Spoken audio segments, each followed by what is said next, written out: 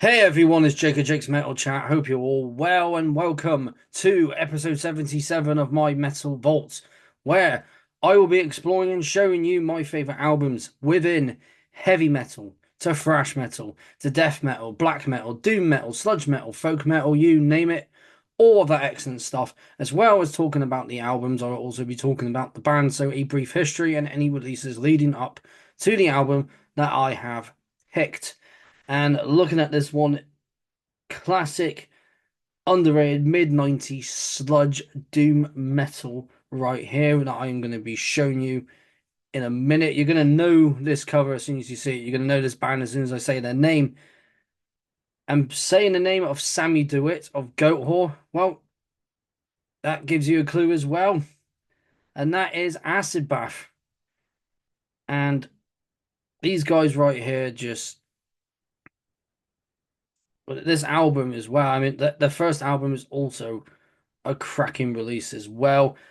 But the one I'm showing you in this episode, as you can see by the title below, these guys recently reformed this year, and I really want to see these guys, and I hope, fingers crossed, they come to the UK because I will be there.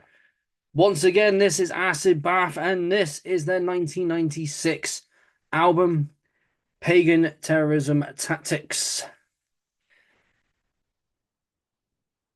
And turn that around so you can see the logo. Just underrated mid 90s sludge doom, released on Rotten Records. Just a brilliant release. I bought this from Matt of Repulsive Vision. He had this in his collection. He was selling a bunch of CDs, and this was one of them. And I thought, I'm getting that before anyone else does. So thank you very much for that, man. If you are watching this right now, so let's show the CD again.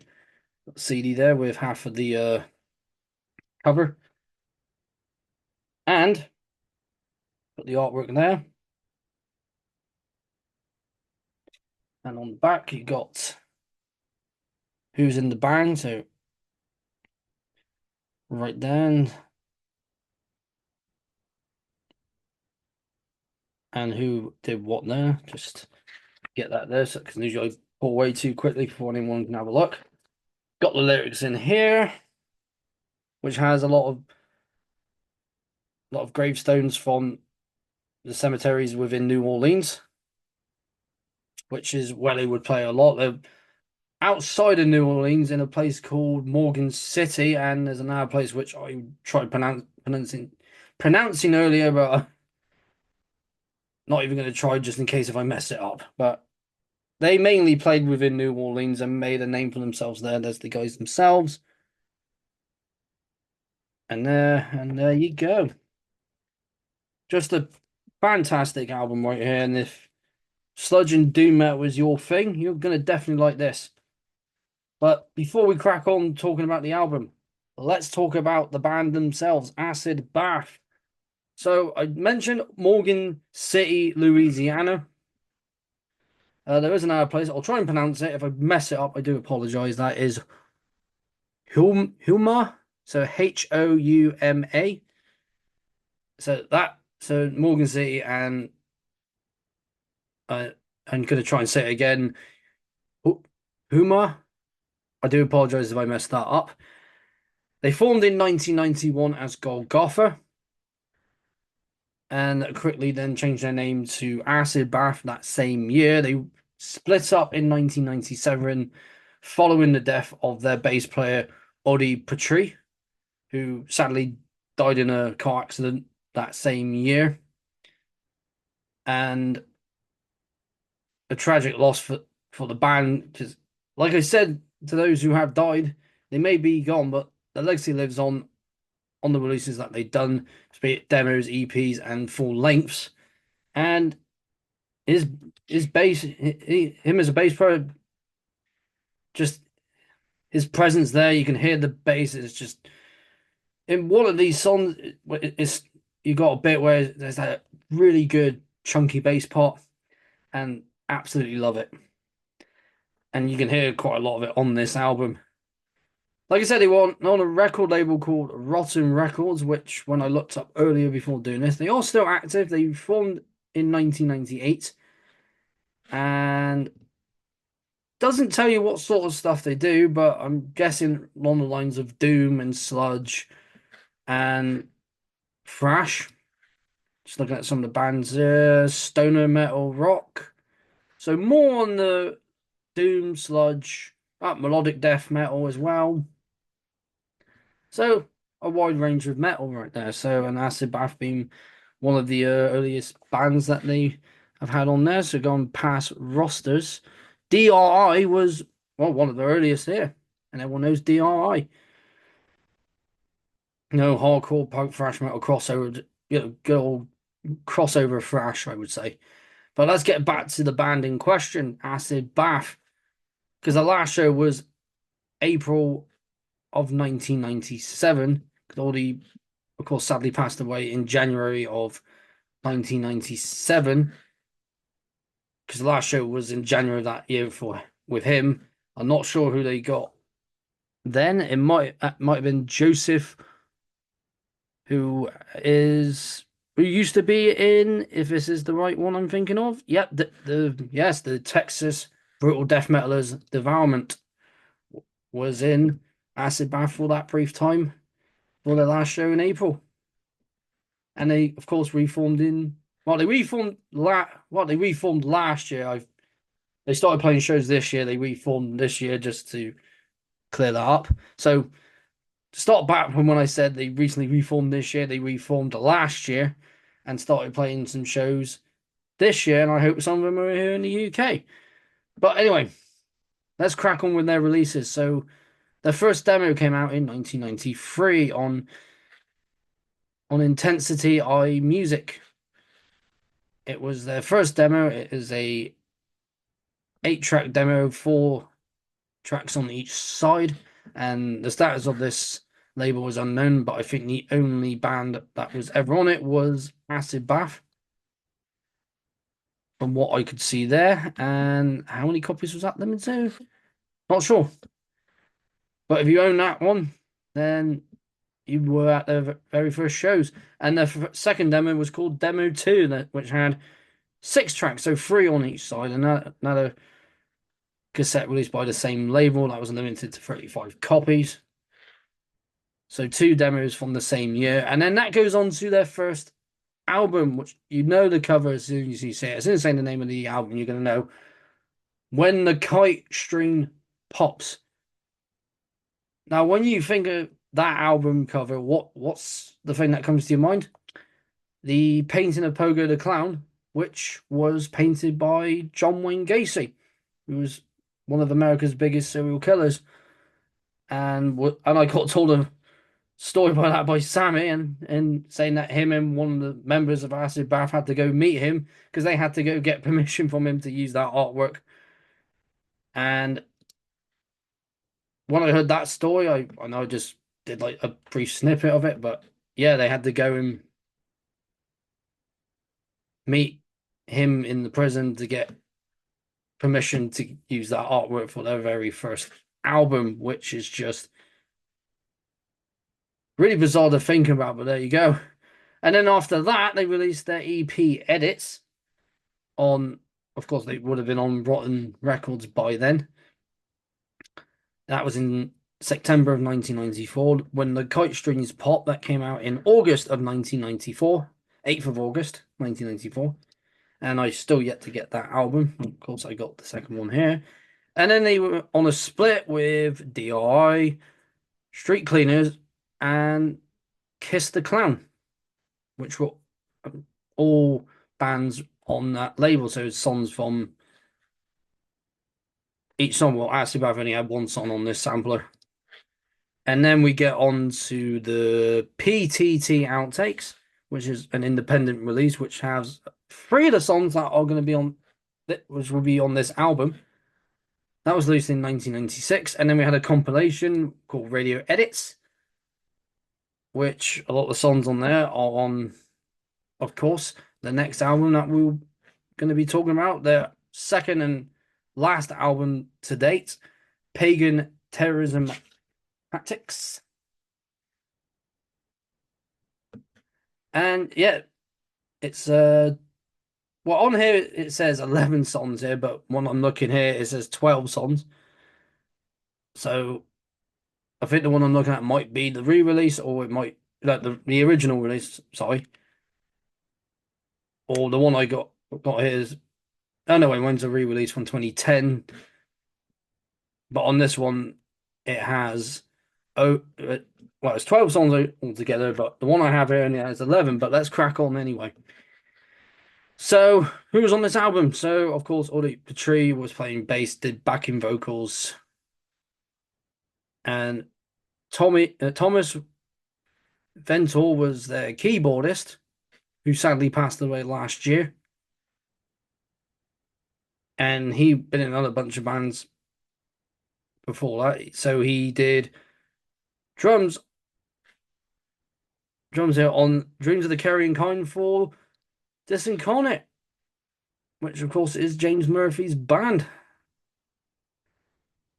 And yeah, again, he may be gone, but his legacy lives on with his keyboard work on here and his drumming on Disincarnate, as well as a band's called Sufferer. Yeah, he was in quite a few bands. Of course, Dreams of the Carrion Kind is a classic as well, all the same, which I still need to get. So rest in peace to both Thomas and Audie. You're gone, but you're never forgotten. And of course, we have Dax Riggs, the vocalist, lead vocalist. I've heard his solo stuff as well. He's got a great, incredible voice, which shows on both When the Kite Strings Pop and, of course, this one here. Of course, Sammy DeWitt, like I mentioned, this was one of his first ever band. And then, of course, later on in the year of 1997, formed Goat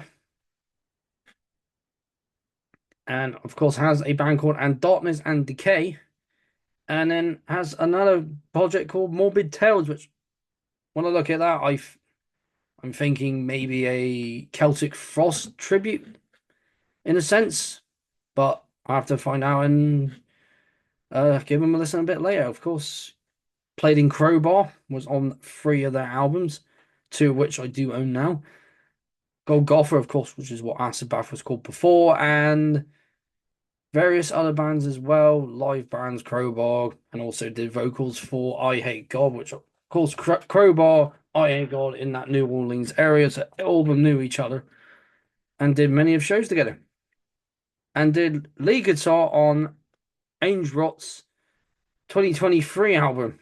Did lead guitars on their 4th track. That's really cool because he loves anything that's just heavy, and even I've had the pleasure of meeting him a couple of times. He's a really cool guy. And who are the last ones? So we got Mike on guitars and then Jimmy on drums to finish off the lineup. So guest musicians would be Spice, who did the samples, and I don't think did any. No, only did samples for this album. And then as for who did what engineering, that was Matt Heavy Akin did the engineering and assistant engineering. Mean Street Graphics did layout for this cover right here, and then we have Keith, who did produce engineering mixing, and then Jimmy, who was one of the members of the band, like I just mentioned, the drummer, let's have a look, did the photography, which is really cool right there. And let's have a look at Keith. What else has he done besides Acid Bath? Cephalic Carnage, another good band there. Crowbar, Goat Whore, Necrophagia, of course, the Mighty Killjoy, Master, Soylent Green, which has, what's his name on there, the vocalist? Where is he? Lewis, who is also the vocalist in Goat Whore. So yeah, it's a lot of work on it. Matt this was the only album we ever did assistants on, and then we get to where's Mean Street, and that's the only thing that they've done. So let's crack on with the album itself. So we have, well, on here I only have the 11 tracks here. On this one here, it's got 12 tracks, which is the one that I was listening to a lot earlier here on Spotify. So let's crack on with it. What do we start off with first? So we got Paegan Love Song, which has a nice, good, strong opening. You know, good in good sludge metal fashion where it's slow, but then it picks up a little bit.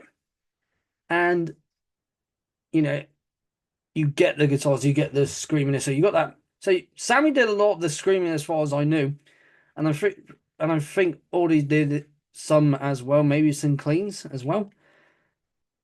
But overall, the mixing of the guitars, the bass, the drums, the vocals all just blend really well. And then we get on to the song that I heard the first time from these guys on this album was Bleed Me an Ocean, which starts off with the guitars feedback in and then straight into the riff. And then you get that strong little bit within the middle after the second, like around the first time of the chorus to this, around that area. Where it's slow to begin with and then it just picks up and then you get like a good groove a little bit later on, just solid there. And then we got Grey Flower, which is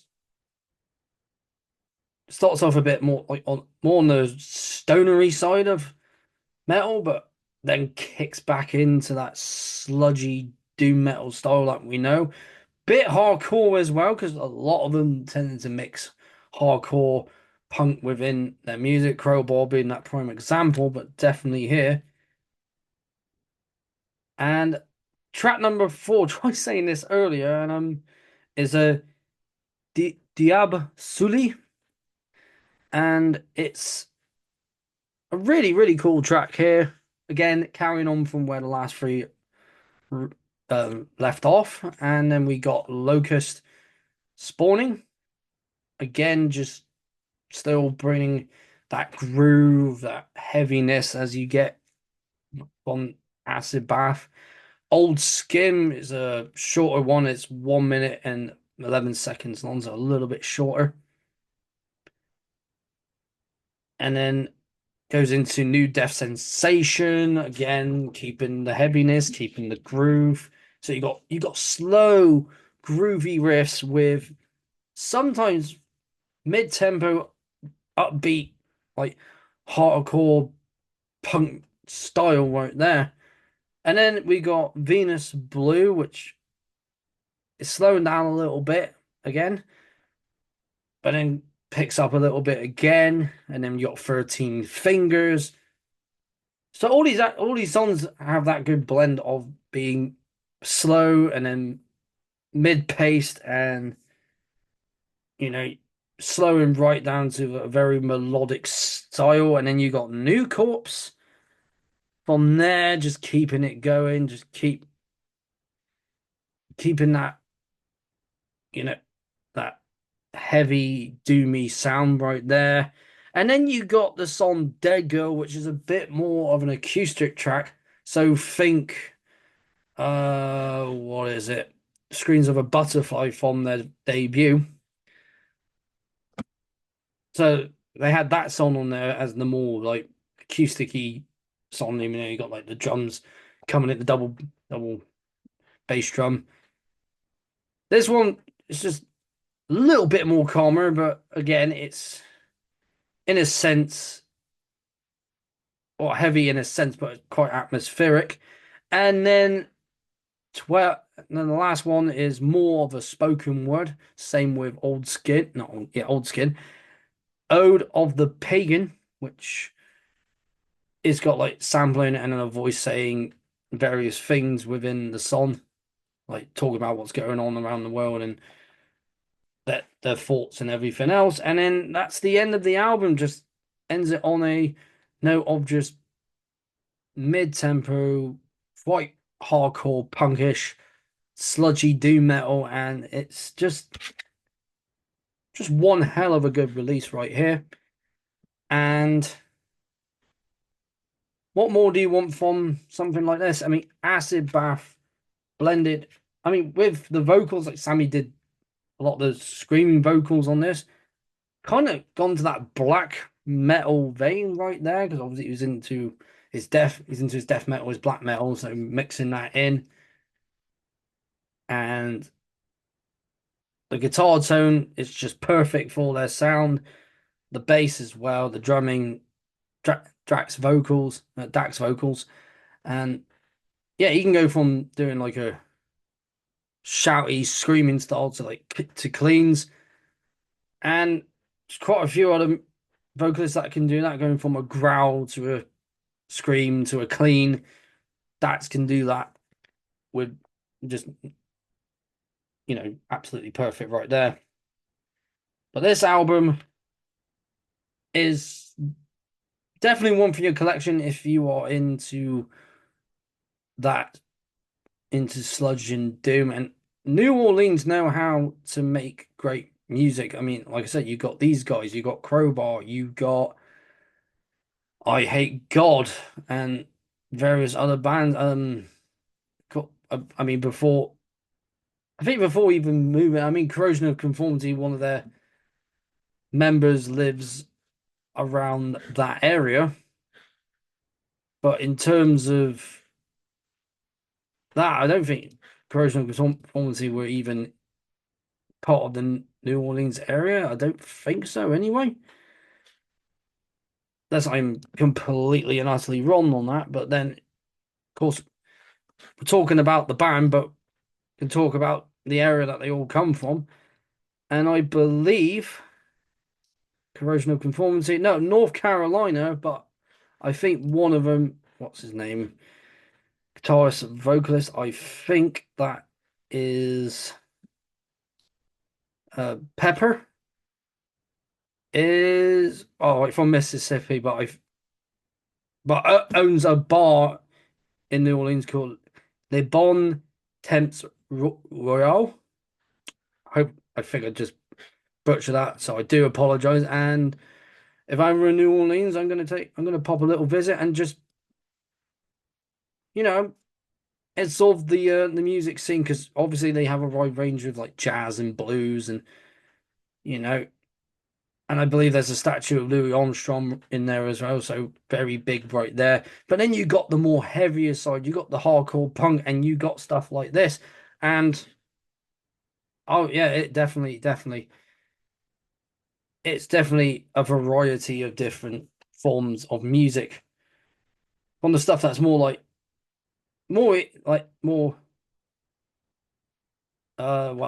this stuff more on the heavier side, stuff like Louis Armstrong more on the lighter side, but coexist very well together within that city. But yeah, definitely a band. If you've not heard them, definitely check them out. They are worth your time for those more fans of Doom and Sludge. And if you have this album, give it another spin. If you got on vinyl, got on CD, pop it in your CD player, or if you got on cassette, which I believe there is a cassette. But yeah, there is a cassette version that was released on Rotten Records back in 1996. And the one I got is the CD from 2010. Right here. It's it's just a great piece of mid 90s metal right here. And again, if you've not listened to these guys before, you've not heard of these guys, and you popped onto this video thinking, who's this band? Oh, I think it seen the name Acid Bath, gonna go check them out. Then if this is the first album you come across, then definitely listen to this one first. But I do highly recommend you go check out their debut as well. Just fantastic here. Acid Bath and Paegan Terrorism Tactics. And a big thank you, as always, for tuning into this series of my Metal Vault. Next one is going to be next Tuesday, and I should really put up in the post which ones are next and what dates on the Tuesdays that I have picked. Yeah, just can't get enough of doing this series. I'm already 77 episodes in, and it is just mental that I've gotten this far. Only started this series about 2 years ago and didn't think I was going to continue with it. But then I was like, you know what? Keep doing it. It went Tuesdays to Saturdays and then Tuesdays to Fridays. And then now it's just going to be a Tuesday thing. Might change it to a Friday thing. But then again, I like Tuesday just seems like the right field to do this series. Unless something comes up, then I'll change it to a different day. But yeah, so happy I got this album. A big thank you again to Matt of Repulsive Vision for selling it to me. And again, if you are watching this, man, thank you very much for doing that. So again, thank you very much for tuning into this episode of My Metal Vault. If you enjoyed this video and enjoyed this series and my content overall, don't forget to like this video, share it around, comment down below, and don't forget to subscribe to keep up to date with everything that I have planned this series, collection updates, Jake's Metal Chat interviews, and so on and so forth. So again, thank you. I've been Jake of Jake's Metal Chat. Keep the banner of metal well and truly high, and I'll see you all in another episode of My Metal Vault. Please take care of yourselves.